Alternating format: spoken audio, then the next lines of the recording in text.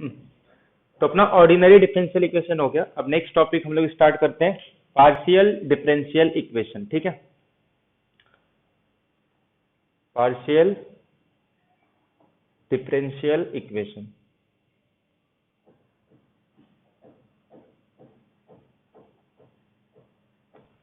इसके पहले हम लोग ने ऑर्डिनरी डिफरेंशियल इक्वेशन देखा था।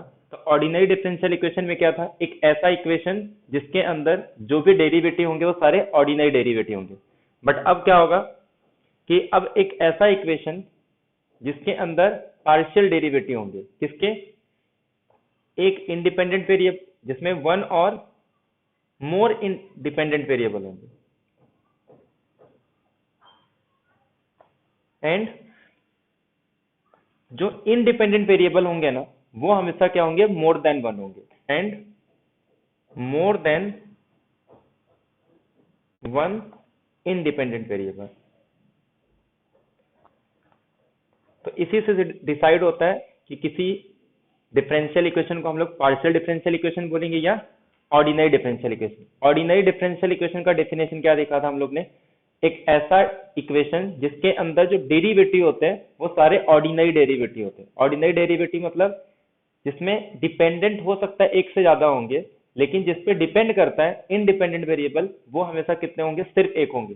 बट पार्शियल डिफरेंशियल इक्वेशन में पार्शियल डेरिवेटिव लेना है, मतलब एक से ज्यादा डिपेंडेंट वेरिएबल हो सकते हैं, बट जिसपे वो डिपेंड करेंगे वो मोर देन वन होने चाहिए।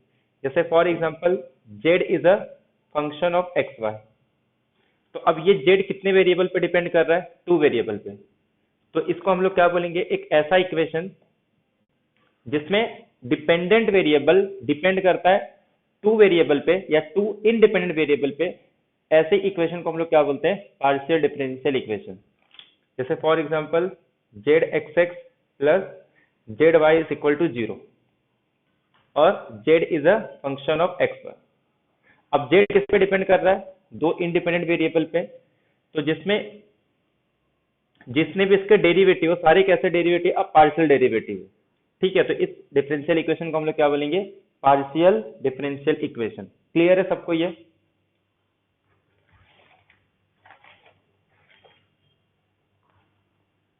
ठीक है, तो किसी भी डिफरेंशियल इक्वेशन में अगर एक से ज्यादा इंडिपेंडेंट वेरिएबल है तो उस डिफरेंशियल इक्वेशन को क्या बोलेंगे हम लोग, पार्शियल डिफरेंशियल इक्वेशन। क्लियर है सबको ये पॉइंट?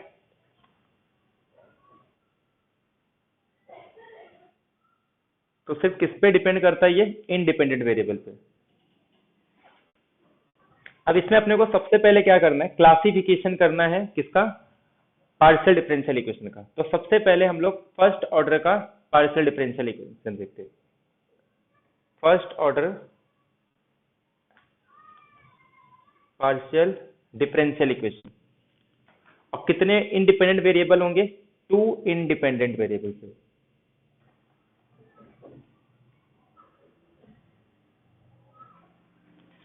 अब अगर z मेरा एक फंक्शन है जिसमें कितने इंडिपेंडेंट वेरिएबल यूज हो रहे हैं, टू इंडिपेंडेंट वेरिएबल, और कितने ऑर्डर का पार्शियल डिफरेंशियल इक्वेशन लेना है, वन ऑर्डर का। तो फर्स्ट ऑर्डर का क्या हो सकता है, मैं इस z को x के रिस्पेक्ट में कर सकता हूँ। तो इसी को हम लोग कैसे लिख सकते हैं, del z by del x। अब इसके लिए जो नोटेशन यूज करेंगे स्मॉल p। ऐसे इस z को मैं क्या कर सकता हूँ, y के रिस्पेक्ट में कर सकता हूँ। तो ये आ जाएगा मेरे पास del z by del y, और इसको नोटेशन देंगे q। तो ये नोटेशन याद रखना है, p मतलब z को पार्शियली डिफरेंशिएट करना है विथ रेस्पेक्ट टू x, और q मतलब z को पार्शियली डिफरेंशिएट करना है विथ रेस्पेक्ट टू y। कहीं कहीं पे z के प्लेस पे क्या लिखते हैं, u is a function of x and y।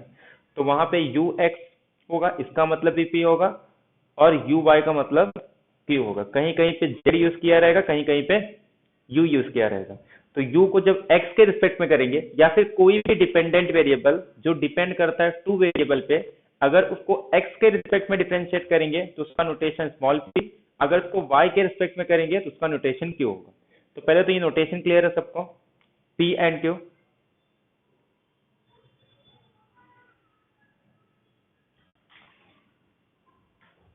Hello,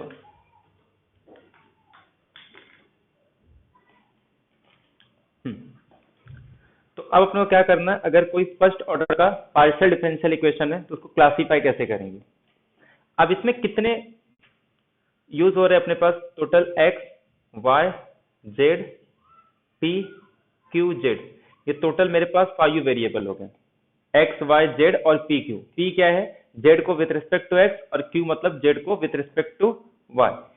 अब ये 5 वेरिएबल के बेस पे हम लोग क्लासिफिकेशन करेंगे किसी भी पार्शियल डिफरेंशियल इक्वेशन का। सबसे पहले आता है linear partial differential equation. Linear partial differential equation उस पार्शियल डिफरेंशियल इक्वेशन को बोलते हैं जिसमें जेड पी क्यू सारे लीनियर होने चाहिए। पी भी लीनियर होना चाहिए, क्यू भी लीनियर होना चाहिए, जेड भी लीनियर होना चाहिए। और किस फॉर्म का होगा वो, p x y small p q x y small q is equal to are x Y z plus p q r s x y. इस फॉर्म का अगर कोई भी पार्शियल डिफरेंशियल इक्वेशन है तो उसको हम लोग क्या बोलेंगे, लीनियर। पहला कंडीशन तो क्या है, देखो यहाँ पे p q z ये सब लीनियर अपने आप में, और उसका कोएफिशिएंट क्या होगा, कुछ एक्स वाई का होगा। ये x y linear non linear चाहे जो भी हो, ऐसे इसका कोएफिशिएंट कुछ एक्स वाई का फंक्शन होगा, इसका भी कोएफिशिएंट कुछ आर एक्स वाई का फंक्शन होगा। और यहाँ पे हो सकता है जिसमें पी क्यू जेड के टर्म्स ना हो, वो अलग से लिखेंगे। तो इसको बोलते हैं लीनियर पार्शियल डिफरेंशियल इक्वेशन। जैसे अगर मैं एक एग्जांपल लूं, x p plus Y into q is equal to z, ये लीनियर पार्शियल डिफरेंशियल इक्वेशन है। पी में लीनियर है, क्यू में लीनियर है, जेड में लीनियर है, और उसका कोएफिशिएंट एक्स वाई का फंक्शन, उसका कोएफिशिएंट एक्स वाई का फंक्शन, ये इसका कोएफिशिएंट एक्स वाई या कांस्टेंट, ये एक्स वाई का फंक्शन भी हो सकता है या फिर कोई कांस्टेंट भी हो सकता है। ये क्लियर है सबको।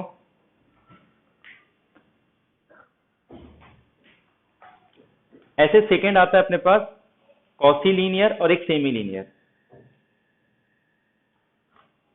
दोनों में सिर्फ उनके फॉर्म में डिफरेंस है। पहले सेमी लीनियर, सेमी लीनियर में क्या होना चाहिए, ये लीनियर होना चाहिए in P Q, linear in P and Q, but इसका फॉर्म क्या होगा, स्मॉल p एंड q।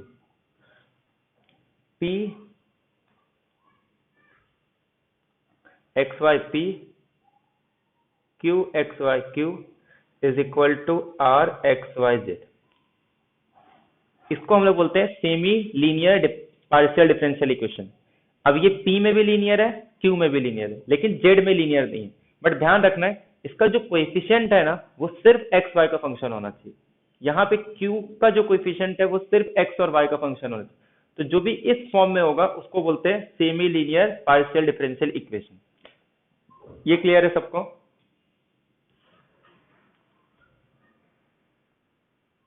जैसे अगर मैं एग्जांपल ले लूं इसका, x p plus y q is equal to z square. ये p में लीनियर है, q में लीनियर है। p और q के फंक्शन क्या होने चाहिए, x और y के होने चाहिए। और यहाँ पे z नॉन लीनियर हो लीनियर हो फर्क नहीं पड़ता। इसको हम लोग क्या बोलते हैं, semi linear partial differential equation. ऐसे ही अपने पास कॉसी लीनियर होता है, ये भी सेम इसी के जैसा है, बट इसका फॉर्म अलग होगा। कॉसी लीनियर भी किसमें होना चाहिए, linear in p and q। ये भी p और q में लीनियर था, ये भी p और q लीनियर में होगा। सिर्फ डिफरेंस क्या होगा, यहाँ पे ये सिर्फ एक्स वाई का फंक्शन था, बट यहाँ पे ये एक्स वाई जेड का फंक्शन होगा। q x Y z small q r x Y z. दोनों में डिफरेंस क्लियर है सबको। सेमी लीनियर में ये भी सिर्फ p और q में लीनियर है, ये भी p और q में लीनियर है, बट इसका यहाँ पे जो कोएफिशिएंट है ना, वो सिर्फ एक्स वाई का होना चाहिए। यहाँ पे एक्स वाई जेड का कोएफिशिएंट हो सकता है। जैसे अगर मैं एग्जांपल ले लूं इसका, एक x z p plus z square q is equal to z square. इसको क्या बोलेंगे हम लोग, कॉसी लीनियर, क्योंकि ये p और q में लीनियर है, और इसके साथ कुछ एक्स वाई जेड का फंक्शन, इसके साथ कुछ एक्स वाई जेड का फंक्शन, और ये नॉन लीनियर हो सकता है। क्लियर है सबको। ये दोनों में डिफरेंस क्लियर है सबको। सेमी लीनियर में p और q का जो कोएफिशिएंट है ना, वो सिर्फ x और y का फंक्शन होना चाहिए, और यहाँ पे ये एक्स वाई जेड का फंक्शन हो सकता है। बाकी दोनों ही P और Q में ही लीनियर है। जेड में ये भी लीनियर नहीं है, ये भी लीनियर नहीं है। क्लियर है सबको? सेमी लीनियर और quasi linear partial differential equation. तब ये अगर लीनियर है तो सेमी लीनियर होगा, सेमी लीनियर है तो कॉसी लीनियर होगा। ठीक है। और नॉन लीनियर किसको बोलेंगे? जो बाकी की ये तीनों नहीं होंगे ना, उसको बोलेंगे नॉन लीनियर। इन तीनों को छोड़ के जो भी डिफरेंशियल इक्वेशन होगा उसको क्या बोलेंगे? Non linear partial differential equation. जैसे P Q is equal to 1, ये क्या हो गया अपने पास? Non linear partial differential equation है, क्योंकि किसी फॉर्म में नहीं है ना। P square plus Q is equal to 1, ये भी क्या है? Non linear partial differential equation. या फिर x into P plus Y into Q P into Q, ये भी क्या हो गया? Non linear partial differential equation. या फिर x p square y q square z square, ये भी क्या हो गया? Non linear partial differential equation, क्योंकि ये p और q में ही लीनियर नहीं है। क्लियर है सबको ये?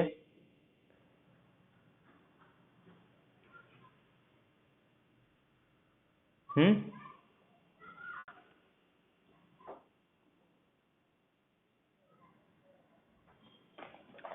ठीक है, अभी फटाफट क्वेश्चन देखते हैं इसके। अभी तो 2021 में इसका एक क्वेश्चन पूछा है।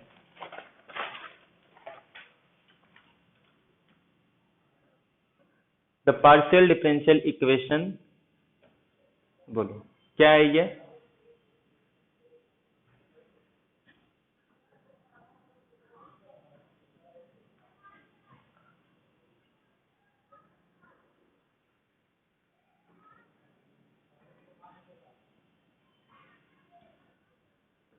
कॉसी लीनियर है, कैसे समझ में है?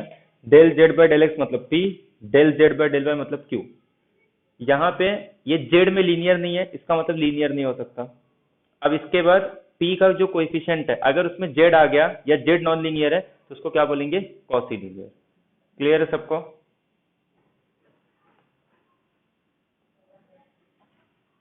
हम्म। ये लीनियर तो है, सॉरी लीनियर तो है नहीं, क्योंकि जेड में लीनियर नहीं है। लीनियर का क्या था कि पहले तो वो पी क्यू जेड तीनों में लीनियर होना चाहिए, तो यहाँ पे जेड क्यूब आ गया मतलब लीनियर नहीं हो सकता। ठीक है। उसके बाद या तो सेमी होगा या तो कॉसी लीनियर होगा। सेमी के कंडीशन में जो p का कोएफिशिएंट है वो एक्स वाई का फंक्शन होना चाहिए, बट ये किसका फंक्शन है? X square plus z square का। ठीक है, तो ये सेमी लीनियर भी नहीं हो सकता। अब बचा क्या? या तो कॉसी लीनियर या तो नॉन लीनियर। अब नॉन लीनियर है नहीं, क्योंकि ये कॉसी लीनियर है। कॉसी लीनियर कंडीशन क्या था कि जेड में लीनियर नहीं होगा तब भी चलेगा, बस p का जो कोएफिशिएंट है वो एक्स वाई जेड का फंक्शन होना चाहिए।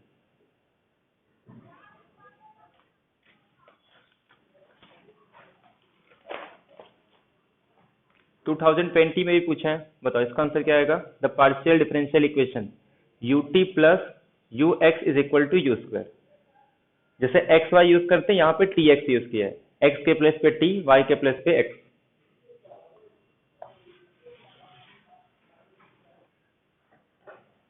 सेमी लीनियर क्लियर है सबको ये? हम्म।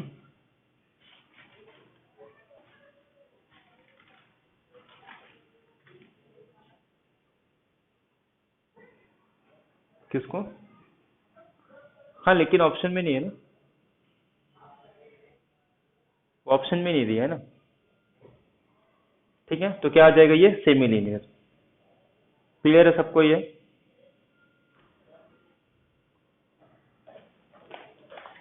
तो ये तो हो गया फर्स्ट ऑर्डर का पार्शियल डिफरेंशियल इक्वेशन अगर दो इंडिपेंडेंट वेरिएबल होंगे। अब ऐसे ही हम लोग देखते हैं सेकेंड ऑर्डर का पार्शियल डिफरेंशियल इक्वेशन अगर टू इंडिपेंडेंट वेरिएबल्स होंगे। अब इसके लिए भी कुछ नोटेशन समझ लेते हैं। जैसे z को जब मैं x के रिस्पेक्ट में कर रहा हूं तो इसको नोटेशन क्या दिया था? p। ऐसे ही जब z को y के रिस्पेक्ट में करेंगे तो इसको नोटेशन क्या दिया था? q। अब अगर इसको मैं सेकेंड ऑर्डर का ले रहा हूं तो इसका मतलब इसको फिर से मैं डिफरेंशिएट कर सकता हूं विथ रिस्पेक्ट टू x। तो ये अपने पास सेकेंड ऑर्डर का पार्शियल डिफरेंशियल है। तो इसको हम लोग नोटेशन देते हैं, ये लास्ट लेक्चर में बताया था ना मैंने मल्टी वेरिएबल में। तो del square z by del x square को एस, ऐसे ही जब y को फिर से y के रिस्पेक्ट में करेंगे तो पी एस आर, और ये क्या हो जाता है अपने पास t, और s किसको बोलते हैं हम लोग, डेल स्क्वायर जेड, या तो मैं x को y के रिस्पेक्ट में करूं या तो y को x के रिस्पेक्ट में करूं, इसको बोलेंगे s, या फिर del square del z by del y del x is equal to s. Clear है सबको ये, इसको हम लोग एस बोलते हैं। ये तीनों नोटेशन क्लियर है सबको। एस मतलब जेड को या यू को with respect to x y करना है, आर मतलब with respect to x 2 time और जेड को with respect to y 2 time. अगर 1 टाइम पार्शियली डिफरेंशिएट करेंगे तो p and small q. Clear है सबको ये नोटेशन, और नोटेशन स्मॉल यूज कर, आर एस, ठीक है, आर टी एस। इसके कोएफिशिएंट को कैपिटल यूज करेंगे, ये अपने पास स्मॉल आर टी एस होगा। ये क्लियर है सबको, एक बार यस कर दो पहले।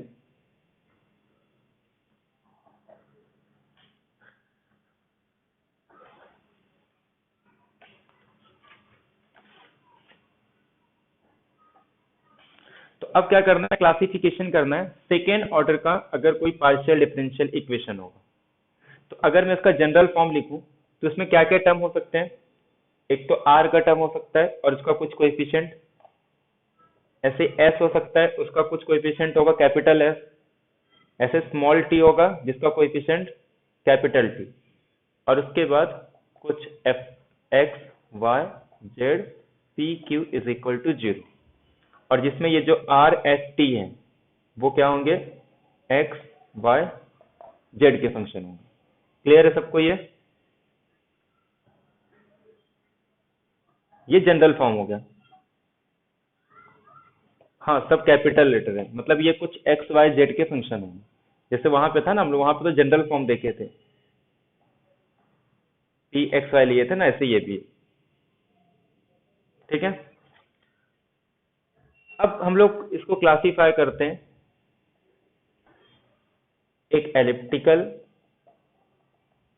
एक पैराबोलिक और एक हाइपरबोलिक।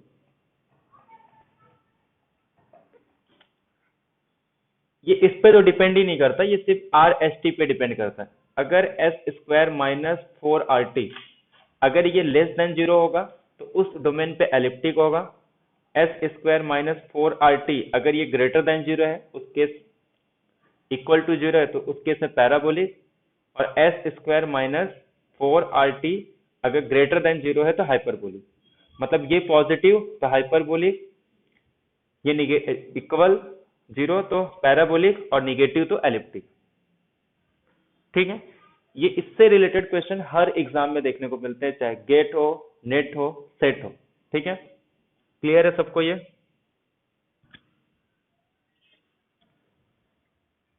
अब करो इसको।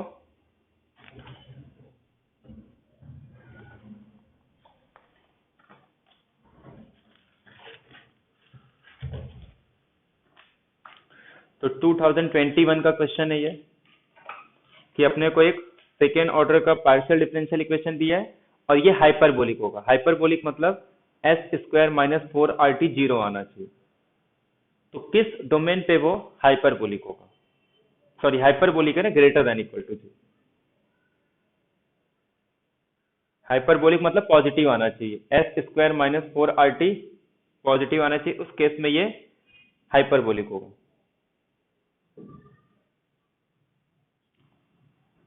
कौन सा होगा निकालो।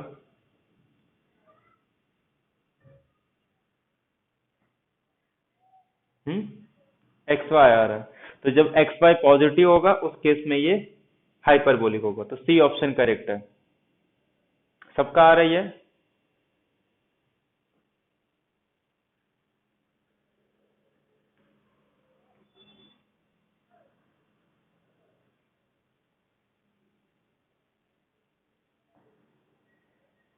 हम्म,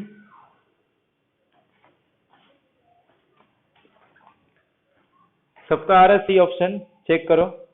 एस स्क्वायर माइनस, क्या वो बोलो,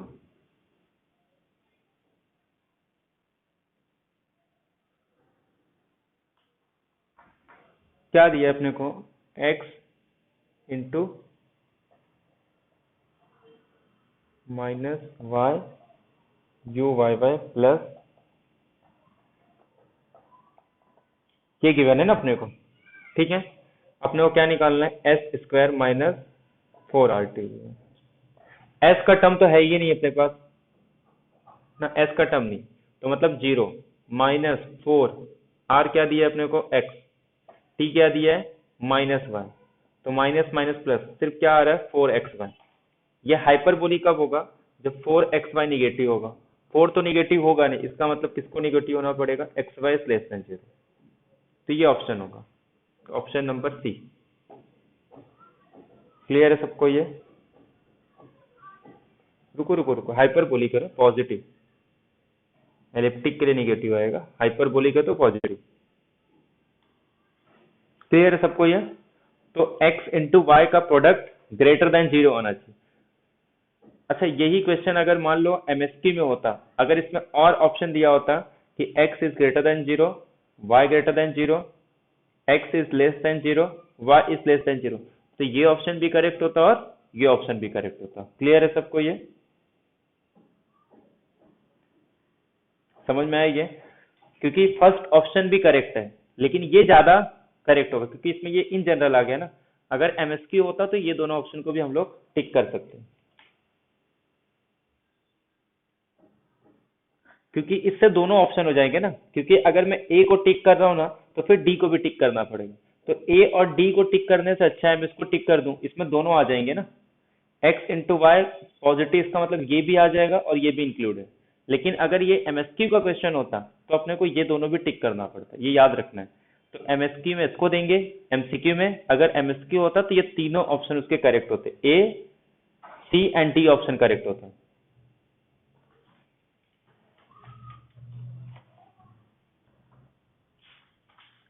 ठीक है, क्योंकि इसमें तीनों ऑप्शन इसके करेक्ट आएंगे, ये भी ऑप्शन करेक्ट है, सी भी ऑप्शन करेक्ट है और डी भी ऑप्शन करेक्ट है। बट सी में ए और डी दोनों आ जाते हैं, इसके लिए सी ऑप्शन को करेक्ट बोलेंगे हम।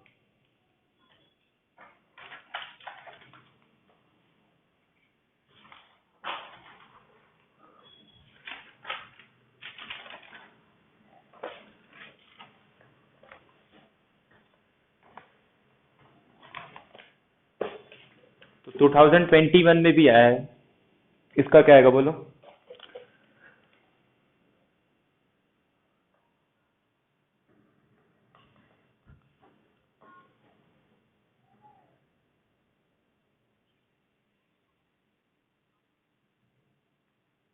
हम्म,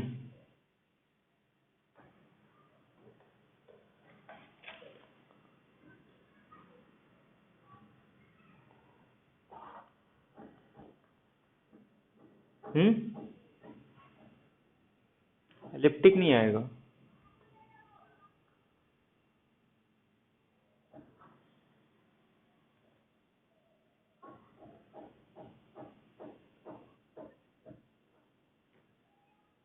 पैराबोलिक जीरो आ रहा है ना, एस भी जीरो है, टी भी जीरो है, तो जीरो आ जाएगा पैराबोलिक।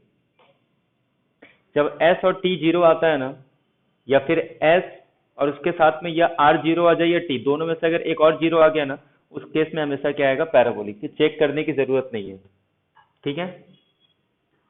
एस और उसके साथ में या तो आर जीरो आ गया फिर भी पैराबोलिक, अगर टी जीरो आ गया फिर भी पैराबोलिक। मतलब अगर सिर्फ यू एक्स एक्स का टर्म है या ओनली यू वाई वाई का टर्म है, उस केस में हमेशा पैराबोलिक ही आता है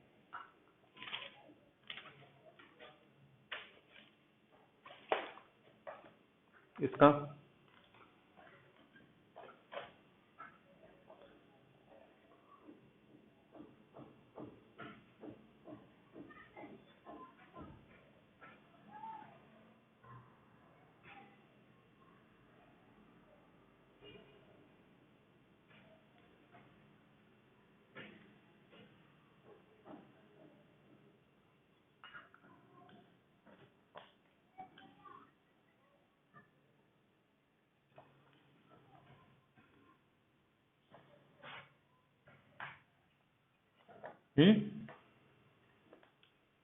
एलिप्टिक आ रहा है सबका,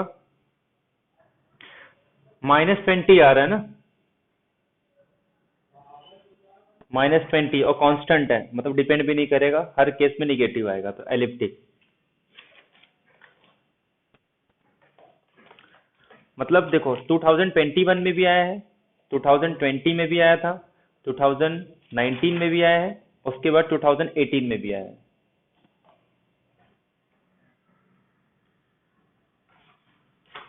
तो ऐसे क्वेश्चन जब भी एग्जाम में जाओ ना, सबसे पहले ऐसे क्वेश्चन को ढूंढने का कि है कहाँ पे।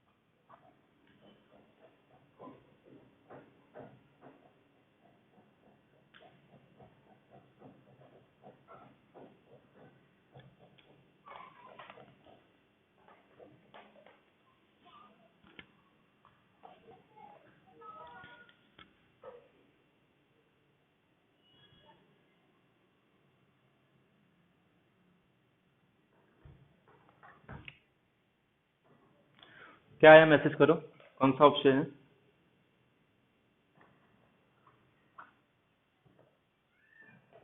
जीरो, जीरो मतलब पैराबोलिक। हम्म, ये देखो, ये अपने पास अभी क्लासिफिकेशन में है, तो कौन सा पार्शियल डिफरेंशियल इक्वेशन है ये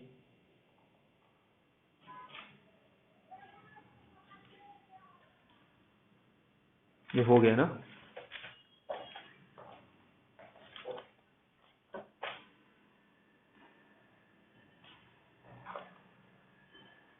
सर डायरेक्ट समझ में आना चाहिए, मतलब क्वेश्चन देख के आंसर बता दो क्या आएगा। ये 640 का, बार बार पूछते ही है, अप्रैल में भी आया है, अप्रैल 2017।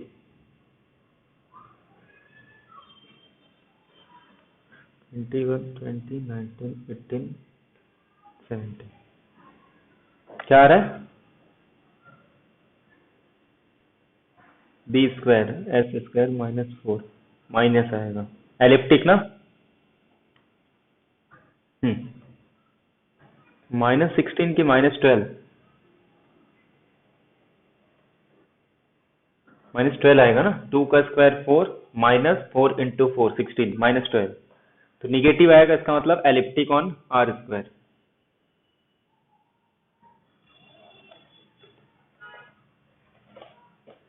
ये डायरेक्ट बताओ, ऑप्शन वगैरह छोड़ो, पहला क्या है ये, लीनियर, नॉन लीनियर। पहला लीनियर है, हाँ, पी क्यू जेड में लीनियर है और उसके कोएफिशिएंट दिया है एक्स और वाई के फंक्शन। सेकेंड वाला non linear, P into Q का टर्म्स आ गया, ठीक है। लीनियर कभी भी उसके डेरिवेटिव का प्रोडक्ट वगैरह नहीं आता उसमें, तो या फिर अपने स्टैंडर्ड फॉर्म में भी नहीं है, किसी तीन फॉर्म में नहीं है, तो बाय डिफॉल्ट वो नॉन लीनियर हो जाएगा, ठीक है। तो फर्स्ट लीनियर है, सेकंड नॉन लीनियर, तो इसका ऑप्शन कौन सा करेक्ट आ जाएगा, b option, equation 1 is linear and equation second is non linear. सबको समझ में आ रहा है ना।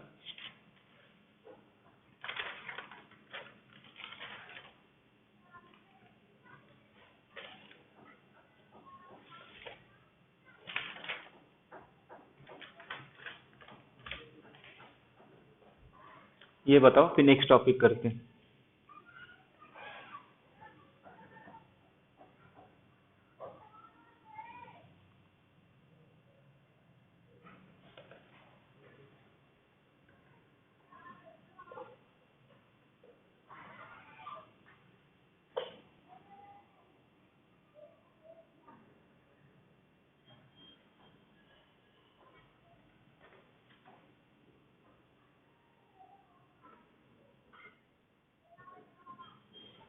एलिप्टिक आ रहा है सबका?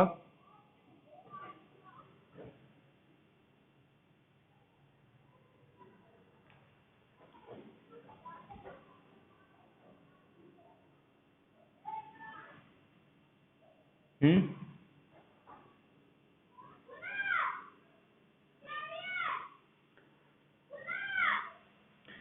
एलिप्टिक आ रहा है सबका? एक बार यस बोलो।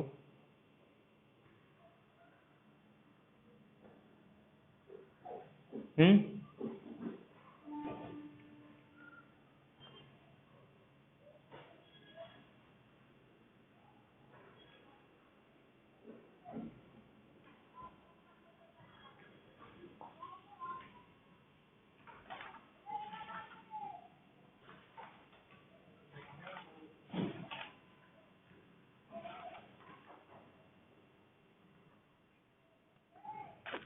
हेलो।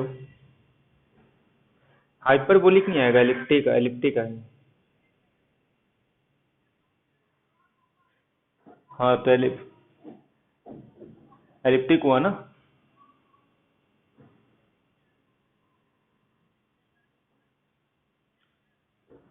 हाँ तो 4 y² आ रहा है, y² लेस देन 0 दिया है तो एलिप्टिक आएगा ना?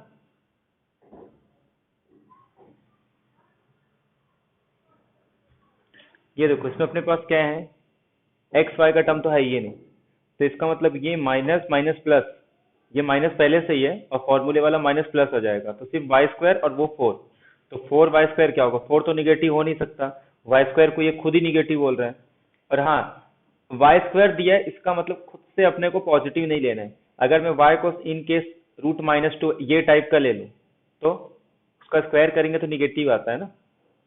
वैसे तो यहाँ पे लेंगे नहीं, बट इसीलिए अपने मर्जी से नहीं लेना। अगर वो खुद ही बोल रहा है y² निगेटिव है, तो y² को निगेटिव लेना है।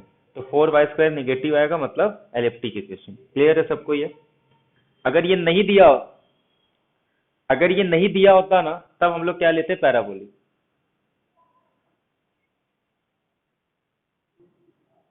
नहीं, मैंने एग्जाम्पल बताया, बट वैसा होगा नहीं। y = √-2, जबकि रियल वैल्यू लेते सब तो उसमें होता नहीं है वो, ठीक है। बट अगर ये नहीं दिया होता, उस केस में हम लोग क्या करते? हाइपरबोलिक को टिक करते। क्लियर है सबको ये?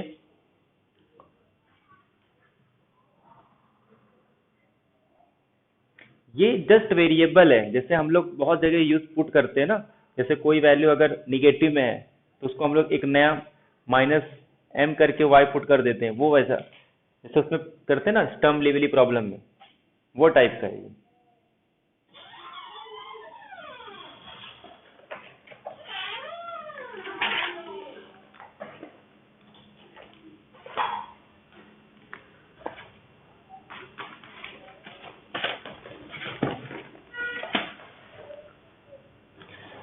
तो अब जैसे हम लोग ऑर्डिनरी डिफरेंशियल इक्वेशन में सबसे पहले क्या देखते हैं, अगर अपने को कोई ऑर्डिनरी डिफरेंशियल इक्वेशन दिया है, तो उसको इंटीग्रेट करके हम लोग उसको सॉल्व करते हैं, ठीक है, उसको सॉल्यूशन निकालते हैं। लेकिन अगर सॉल्यूशन गिवन है, तो उसको हम लोग क्या करते हैं? डिफरेंशिएट करके ऑर्डिनरी डिफरेंशियल इक्वेशन फॉर्म करते हैं, यानी कि formation of ordinary differential equation. अब ऐसे ही क्या करना है अपने को? Formation of partial differential equation. और याद रखना, प्रीवियस ईयर के ना सारे क्वेश्चन एग्जाम में करके जाया करो, बहुत सारे क्वेश्चन रिपीट होते हैं, ठीक है। मैं आपको एग्जाम्पल भी दिखा दूंगा कि बहुत सारे क्वेश्चन है कि एज इट इज वही आते हैं। जैसे अगर एग्जाम में नहीं भी सॉल्व करना है ना, अगर याद है एकदम सही सही है, तो डायरेक्ट उसका आंसर टिक कर सकते हैं, ठीक है। तो फॉर्मेशन ऑफ डिफरेंशियल इक्वेशन। अब फॉर्मेशन ऑफ डिफरेंशियल इक्वेशन में, जैसे ऑर्डिनरी डिफरेंशियल इक्वेशन में क्या था? सिर्फ हम लोग कांस्टेंट को एलिमिनेट करते हैं। बट यहाँ पे दो चीजें होती है, एक तो कांस्टेंट को भी एलिमिनेट करते हैं हम लोग, और एक तो आर्बिट्ररी कांस्टेंट या आर्बिट्ररी फंक्शन को भी एलिमिनेट करते हैं हम लोग। अब आर्बिट्ररी फंक्शन को कैसे एलिमिनेट करेंगे?